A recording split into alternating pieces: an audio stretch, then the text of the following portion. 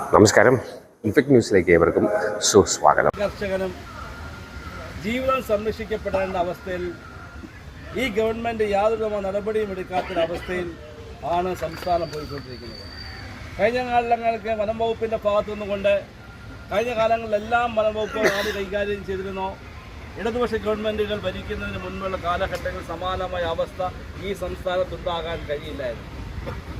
ഏതെങ്കിലും ഒരു വന്യജീവിയെ ഞങ്ങൾ ആക്രമിക്കുന്നതിന് രക്ഷ നേടാൻ കർഷകൻ ഏതെങ്കിലും വിധത്തിൽ ആയുധമെടുത്ത് ആ വന്യജീവിയെ കൊല്ലുന്ന അവസ്ഥയുണ്ടായാൽ ആ വ്യക്തിയെ തുറങ്കിലടയ്ക്കാൻ കാണിക്കുന്ന താല്പര്യം ഈ സംസ്ഥാനത്ത് ഒരു ജീവൻ ബലിയാടാകുമ്പോൾ ആ കുടുംബത്തിന് അത്താണിയായി മാറേണ്ട ആളുകൾ ജീവൻ വെടിയുമ്പോൾ കർഷകൻ ഇന്ന് ടാപ്പിംഗ് തൊഴിലാളികൾ നേരത്തെ 3 മണിക്കും 2 മണിക്കും 4 മണിക്കുമൊക്കെ ടാപ്പിംഗ് തൊഴിലിന് പോയിക്കൊണ്ടിരുന്ന ആളുകൾ ഇന്ന് നേരം വെളുത്ത ശേഷം മാത്രം ജീവൻ ഭയത്തോടുകൂടിയാണ് തൻ്റെ ജീവൻ സംരക്ഷിക്കപ്പെടുന്ന അവസ്ഥയുള്ളത് കൊണ്ട് മാത്രം ആ തൊഴിലിന് പോകേണ്ട എല്ലാ നേതാക്കന്മാരെയും ചേർന്നുകൊണ്ട് ഇത്തരത്തിലുള്ള പരിപാടികൾ സംഘടിപ്പിക്കുമ്പോൾ പൊതുജനങ്ങളുടെ മധ്യത്തിൽ നമ്മുടെ പ്രസ്ഥാനത്തിന് തീർച്ചയായും ഒരു നല്ല ഉയർച്ച ഉണ്ടാകുമെന്ന് പറഞ്ഞുകൊണ്ട് കർഷകർക്ക് ഉണ്ടാകുന്ന ഇത്തരം പരിപാടികൾ അല്ലെങ്കിൽ ഇത്തരം നടപടികൾ നമ്മൾ ഇനിയും ശക്തമായ സമരങ്ങൾ സംഘടിപ്പിക്കണം.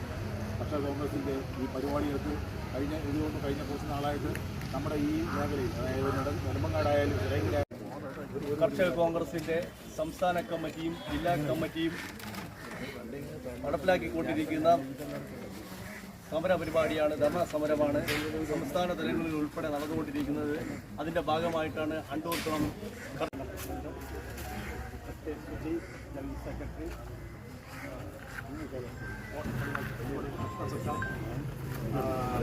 മണ്ഡലം പ്രസിഡന്റ്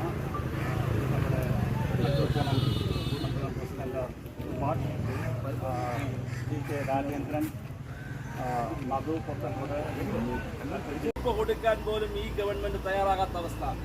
ഈ ഗവൺമെൻറ് ഭാഗത്തു നിന്നുകൊണ്ട് നേരത്തെ സൂചിപ്പിച്ചതുപോലെ ഈ വക പങ്ക് 139 കോടി രൂപ കേര കർഷകരെ സംരക്ഷിക്കാൻ ലോക ബാങ്കിൽ നിന്ന് ലഭ്യമായ കാശ്, ആ കാശ് വക മാറ്റുന്ന രീതിയിലേക്ക് ഒരു കാലഘട്ടത്തിലും കർഷകന് കിട്ടേണ്ട കാശിൽ നിന്ന്, കർഷകന്റെ കഞ്ഞി കുടിക്കേണ്ട കാശിൽ നിന്ന്, ആ ചട്ടിയിൽ നിന്ന് കൈയിട്ട് വാരുന്ന അവസ്ഥ ഈ സംസ്ഥാനത്തുണ്ടായിട്ടില്ല.